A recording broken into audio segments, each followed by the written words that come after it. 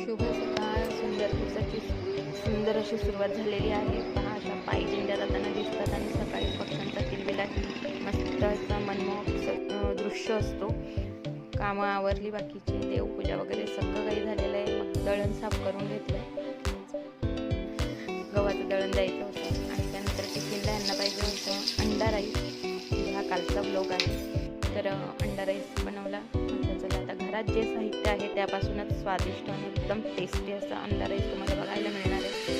तर अगदी कांदा लसूण असं छान तेलावर परतळून घेतलेला आहे, शिजवून घेतलेला आहे. त्यानंतर टोमॅटो टाकलेला आहे. टोमॅटोसुद्धा मस्त नरम होईपर्यंत शिजवून घेतला. त्यानंतर सगळे जे घरातले मसाले आहेत ते घालून घेतले. ते सगळे छान तेल सुटेपर्यंत परतले. त्यानंतर 3 अंडी घालून घेतली. आता पार्थ आणि ह्यांना दोघांनाच पाहिजे होता म्हणून दोघांसाठी 3 अंडी घातलेली आणि मग ते 3 अंड्यांची भुर्जी बनवून घेतली फायनली अशी. आणि मग घरातलाच हा जो राईस आहे म्हणजे तांदूळ आहे ना, तो आमच्या घरचा आहे. आणि बघा, शिजवण्या अगोदर अर्धा तास असं पाण्यामध्ये घालून ठेवलेला, भिजवून ठेवलेला. आणि बघा, मोकळा दाणा झालेला आहे. असं नाही का बासमतीच तांदूळ पाहिजे असतो. जे घरात आहेत त्यापासून स्वादिष्ट आणि मस्त असा पदार्थ बनवायचा. तर बघा, मोकळा असा अंडा राईस झालेला आहे. तर ही होती व्हिडिओ आवडल्यास लाईक करा.